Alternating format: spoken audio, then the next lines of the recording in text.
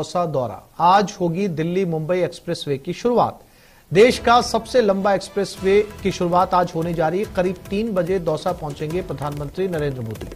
Helipad पर उतरने के बाद पीएम जाएंगे एग्जीबिशन स्थल, एक्सप्रेसवे की प्रदर्शनी का अवलोकन करेंगे।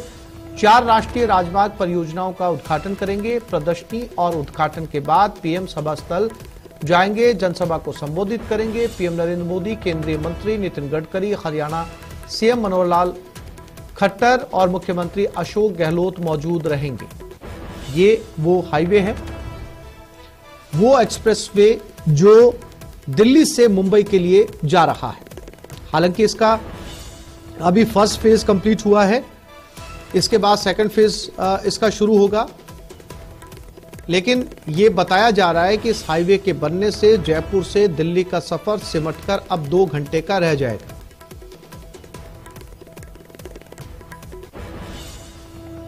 प्रधानमंत्री नरेंद्र मोदी अब से कुछ ही देर में दौसा पहुंचने वाले हैं।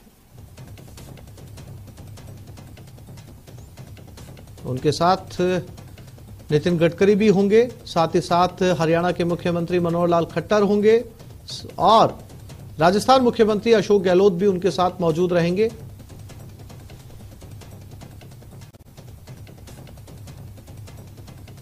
और 110 मिनट में दिल्ली से दौसा, 2 घंटे में दिल्ली से जयपुर, और बताया जा रहा है सिर्फ 12 घंटे में दिल्ली से मुंबई।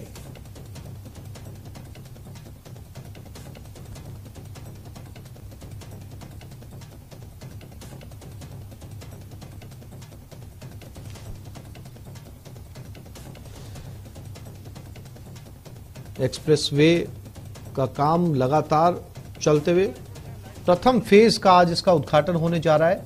बाबूलाल धायल हमारे साथ जुड़ गए हैं। बाबूलाल, प्रधानमंत्री नरेंद्र मोदी इस एक्सप्रेसवे का उद्घाटन करने के लिए पहुंचने वाले हैं। क्या खूबियां हैं इस एक्सप्रेसवे की? कब तक प्रधानमंत्री नरेंद्र मोदी यहां पर पहुंचेंगे? और बाबूलाल, जो बात बार बार कही जा रही है कि इस एक्सप्रेसवे के जरिए जयपुर से दिल्ली का सफर अब 2 घंटे का रह जाएगा, तो क्या ये 2 घंटे के अंदर जयपुर से वाकई दिल्ली पहुंचा जा सकेगा?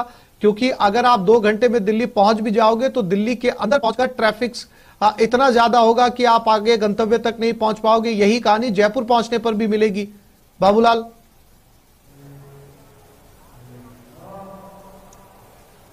देखिए, कहा जाता है कि जिस देश की सड़कें अच्छी होती हैं वहाँ विकास भी बहुत तेजी से होता है। तो मोदी सरकार की प्राथमिकता में है कि अच्छी सड़कें।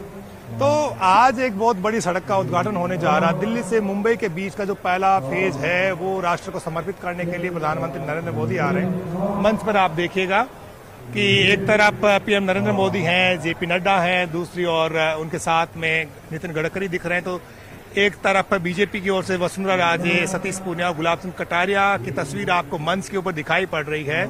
और अभी आने में काफी वक्त है पीएम नरेंद्र मोदी के, लेकिन उससे पहले ही यहाँ पर लोगों के आने का सिलसिला शुरू हो गया है। जब पीएम आएंगे तो लाखों की तादाद में लोग यहाँ पर मौजूद रहेंगे और भव्य नजारा भी यहाँ देखने को मिलेगा, क्योंकि पीएम को सुनने के लिए इस इलाके की जनता बेताब है। ये पूर्वी राजस्थान का इलाका है जिसमें इस इलाके को एक बहुत बड़ी सौगात दी गई है।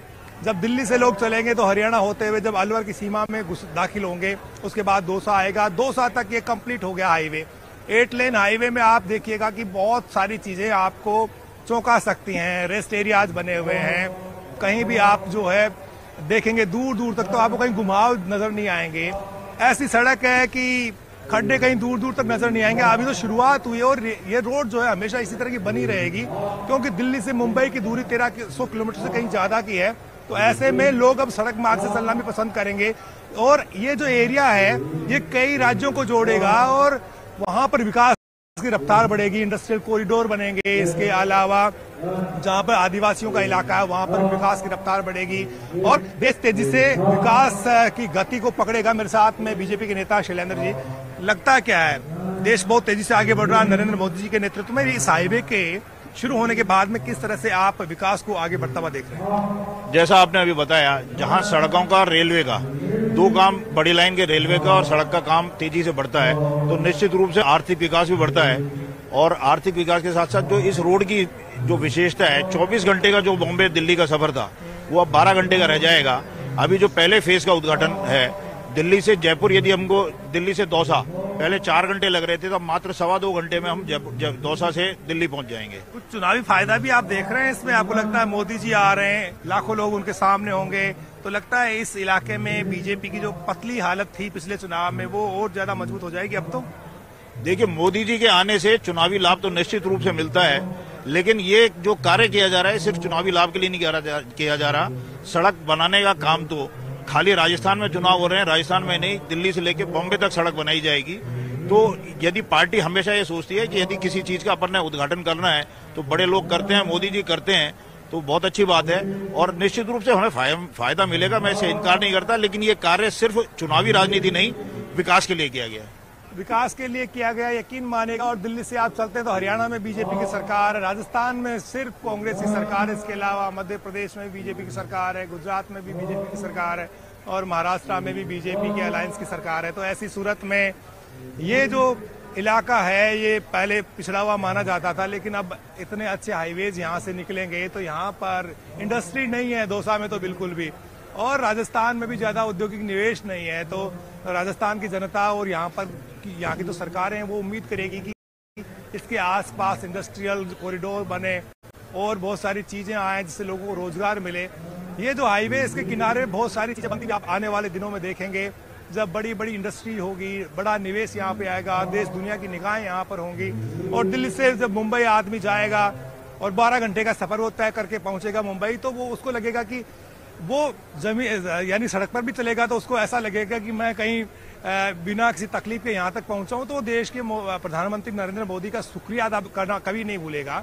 तो एक सोच है पीएम नरेंद्र मोदी की, वो चाहते हैं कि देश तेजी से आगे बढ़े और अच्छी सड़कें जहां बनती हैं वहां विकास बहुत तेजी से आगे बढ़ता है। तो यही मकसद लेकर पीएम मोदी आज राष्ट्र को पहले फेज को समर्पित करने जा रहे हैं। नितिन गडकरी उनके साथ में होंगे, वीके सिंह होंगे और हरियाणा के जो सीएम है वो भी यहाँ पर पहुंचने वाले हैं। लेकिन ये जो कार्यक्रम है ये बीजेपी का कार्यक्रम है, जहां पर उद्घाटन होगा वो जरूर सरकारी कार्यक्रम है, ये बीजेपी का कार्यक्रम है जिसमें बीजेपी के नेता कार्यकर्ता मौजूद रहेंगे मंच पर और पीएम नरेंद्र मोदी उन सबको संबोधित करेंगे और चुनाव की जरूर बातें होंगी।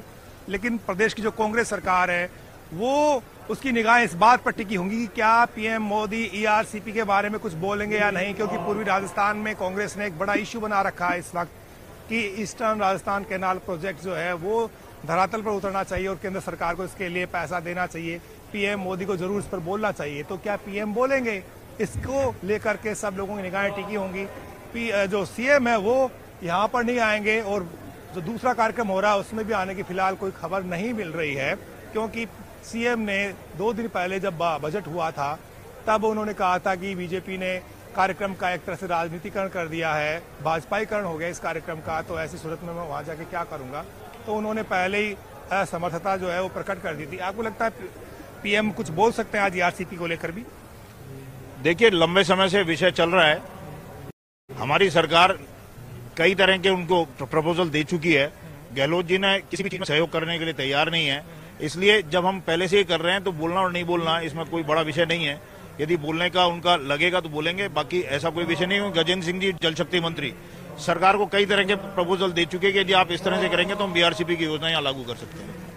तो वसुंधरा सरकार ने प्रोजेक्ट बनाया था जो भी पूरा नहीं हो पाया। हालांकि एलोकेशन है इस बार के बजट में भी 13,000 करोड़ से ज्यादा का अशोक गहलोत ने रखा है इसके अंदर। पिछली बार उन्होंने 9,600 करोड़ रुपए आवंटित किए थे, 1,200 करोड़ रुपए उन्होंने खर्च भी किया। कई जगह बांध भी बने हैं, लेकिन चंबल को पार करके जब लाया जाएगा मतलब पानी को, तो फिर किस तरह से होगा, यानी कि एक्वाडक्ट बनेगा या साइफन या सुरंग के जरिए पानी लाया जाएगा, तो तय नहीं है चीजें। लेकिन कुछ दिनों पहले जब जो जल शक्ति मंत्री हैं केंद्रीय, उन्होंने कहा था कि हम लोग तैयार हैं और वाटर इंटरलिंकिंग की जो प्रोजेक्ट्स है उसमें इसको शामिल कर लिया गया है। तो मोदी सरकार की निगाहें हैं, उन्होंने कोशिश भी की है, लेकिन जब पीएम बोलेंगे तो इस इलाके के लोग भी जरूर सुनने की कोशिश करेंगे क्या उनके लिए ईआरसीपी पर भी कोई बात बाहर निकल के आती है नहीं। बिल्कुल बाबूलाल, एक बार फिर से एक्सप्रेसवे की बात करते हैं। किस तरीके से आधुनिक एक्सप्रेसवे को आज जो है वो देश की जनता को समर्पित कर दिया जाएगा। किस तरह की व्यवस्थाएं इसको लेकर जो है बाबूलाल की गई है, क्योंकि 1200 किलोमीटर लंबा ये जो है एक्सप्रेसवे बनना है, इसके ऊपर कई स्टेट गुजरेंगे, कई शहर गुजरेंगे। कैसे जो है इतने लंबे रास्ते में कितनी दूरी के ऊपर पेट्रोल फ्यूल स्टेशन की व्यवस्थाएं की गई है, टोल के लिए क्या व्यवस्थाएं की गई है, रेस्ट एरिया के लिए क्या व्यवस्थाएं की गई है। चूंकि एक 8 लेन का हाईवे है, तो ऐसे में इंतजाम क्या है यहां से गुजरने वाले मुसाफिरों के लिए?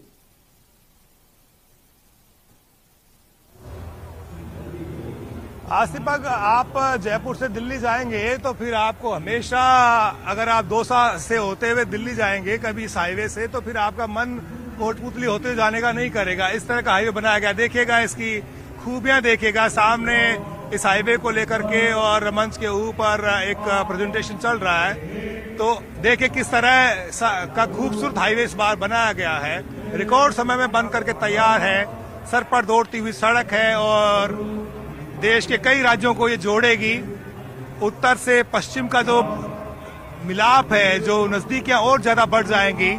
दिल्ली से अगर किसी को मुंबई जाना होगा तो हरियाणा होते हुए, राजस्थान होते हुए, गुजरात होते हुए कब महाराष्ट्र आ जाएगा और कब मुंबई पहुंच जाएगा उसका सफर, वो पता नहीं चलेगा। और सबसे बड़ी खूबी इस हाईवे की यह है कि फ्यूल बचेगा, और जहां फ्यूल बचता है तो आप सोचिए कि कितना पैसा बचेगा।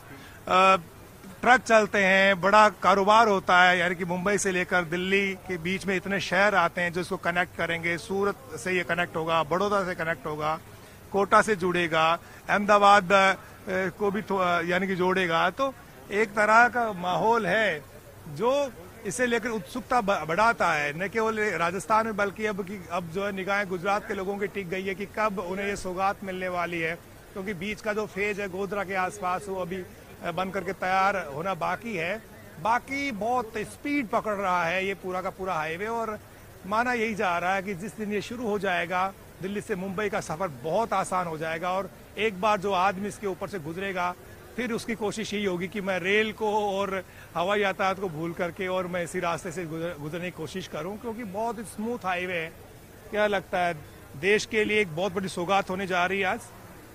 देखिए, सौगात तो निश्चित रूप से है। इस तरह के हाईवेज देश में बहुत कम है। और ये और बताना चाहूंगा कि जितने भी हाईवेज इस तरह के बने हैं सब गडकरी जी के कार्यकाल में ही बने हैं, और उनका एक ड्रीम है कि देश के अंदर ऐसे अनेकों हाईवेज बनाए जाएं। इस हाईवे के अंदर विशेषता यह है कि हर 50 किलोमीटर के पर एक रेस्ट एरिया बनाया गया है। पूरे देश के अंदर 93 रेस्ट एरियाज हैं, पूरे देश मतलब दिल्ली से लेकर बॉम्बे तक 93 रेस्ट एरियाज हैं, जिसमें इवन डेस्टिनेशन वेडिंग तक की स्थिति है। किसी भी तरह की परेशानी के लिए यदि गाड़ी खराब हो जाए तो उसके लिए मैकेनिक उपलब्ध है, रेस्टोरेंट्स उपलब्ध हैं, और यदि कोई दुर्घटना भी हो जाए तो उसके लिए ट्रॉमा सेंटर तक उपलब्ध कराया गया है।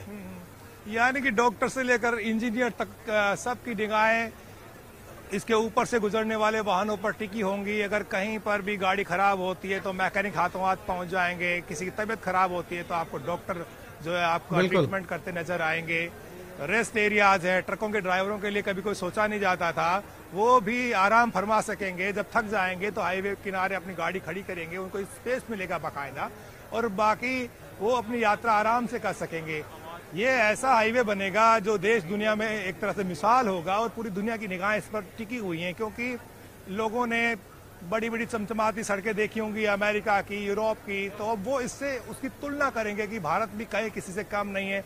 भारत भी बहुत तेजी से विकास कर रहा है, और इसकी बानगी मिसालें दी जाएंगी इस हाईवे के आने वाले दिनों में। और इसकी जो खूबियां हैं वो आज पीएम नरेंद्र मोदी भी गिनाने की कोशिश करेंगे, और आम जनता को सीधे कनेक्ट भी वो करेंगे कि देखिए रिकॉर्ड समय में हमने जो कहा था वो करके दिखा दिया है।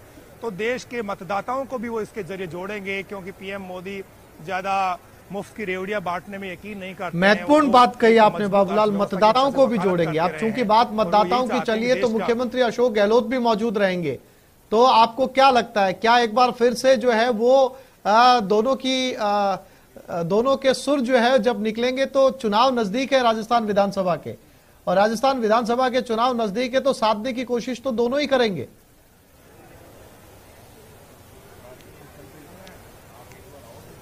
जी देखिए, पीएम नरेंद्र मोदी यहाँ पर 2018 में आए थे, जो नांगल प्यारीवास गांव है। विधानसभा चुनाव से ठीक पहले भीड़ तो बहुत उमड़ी थी, लेकिन नतीजों में कन्वर्ट नहीं हो पाई थी। लेकिन आज क्योंकि यहाँ एक परसेप्शन है राजस्थान में हर 5वें साल में यहाँ सत्ता बदल जाती है, तो बीजेपी को उम्मीद है कि इस बार चाहे अशोक गहलोत ने बहुत बड़ी बड़ी घोषणाएं करी हैं, इसके बावजूद बीजेपी जो है नाउम्मीद नहीं है। उनको ये लगता है कि हम फिर से सरकार बनाएंगे और यानी कि हमारी सरकार फिर से आने वाली है। तो ऐसी सूरत में इस इलाके पर निगाहें हैं, क्योंकि कांग्रेस पार्टी को बम्पर वोटिंग यहाँ पर मिली थी और उन्होंने बीजेपी को एक तरह से खदेड़ दिया था पिछले चुनाव में। तो पुरानी हार का बदला बीजेपी चुकता करना चाहती है, इसलिए सबसे पहला दौरा पीएम मोदी का ईस्टर्न राजस्थान में आज कराया जा रहा है। और सिर्फ ये दौसा का दौरा नहीं है, इस पर अलवर के लोगों की निगाह है, भरतपुर के लोगों की निगाह है, करौली यहाँ से ज्यादा दूर नहीं, वहां से बड़ी संख्या में लोग आ रहे हैं, सवाई माधोपुर से लोग आ रहे हैं, टोंक से आ रहे हैं, जयपुर से आ रहे हैं, बड़ी संख्या में लोग आ रहे हैं। और सब लोग जो हैं वो जो है उनको प्रभावित करने की कोशिश करेगी बीजेपी। तो बीजेपी के जो लोग हैं वो बड़े उम्मीद कर रहे हैं, चमत्कार की उम्मीद कर रहे हैं पीएम नरेंद्र मोदी से कि वो कुछ ऐसी बात कह के जाएं जिससे पार्टी का जो संगठन है, पार्टी के जो कार्यकर्ता हैं वो एक तरह से रिचार्ज हो जाएं और आने वाले चुनाव में उनको ज्यादा दिक्कतें महसूस ना करनी पड़े। आप देखिएगा महिलाओं के आने की शुरुआत हो गई यहाँ से और दूर तक आप निगाह देखिए, लोग अब आने लगे। अभी काफी वक्त है आने में, तो आप मानिएगा कि जैसे जैसे दिन चढ़ेगा वैसे ये पूरा पंडाल आपको खचाखच भरा हुआ दिखाई देगा और लोगों की जो संख्या है, जो तादाद वो बढ़ती नजर आएगी। और ये जो सिलसिला थमेगा नहीं पीएम के आने तक, क्योंकि दूर दराज के एरिया से लोग आ रहे हैं और सब पीएम मोदी को सुनने के लिए आज खासे बेताब हैं। खास तौर से इस इलाके की जो बीजेपी है वो तो यही सोच रही है कि पीएम कुछ न कुछ ऐसा बोल करके जाएं जिसकी गूंज जो है वो चुनाव तक यहाँ पर सुनाई पड़े। दौसा जिले में एक भी सीट बीजेपी के पास नहीं है, ऐसा ही हाल सवाई माधोपुर का है, ऐसा ही भरतपुर का है। एक सीट धौलपुर जिले में बीजेपी को मिली थी, धौलपुर शहर की, उसको भी पार्टी ने बाहर निकाल दिया क्योंकि राज्यसभा के चुनाव में क्रॉस वोटिंग कर दी थी बीजेपी की विधायक शोभा रानी कुशवाहा ने। तो बीजेपी खाली हाथ है इस इलाके में। बाबूलाल, नजर बनाए रखिएगा, कुछ ही देर में प्रधानमंत्री यहाँ पर पहुंचने वाले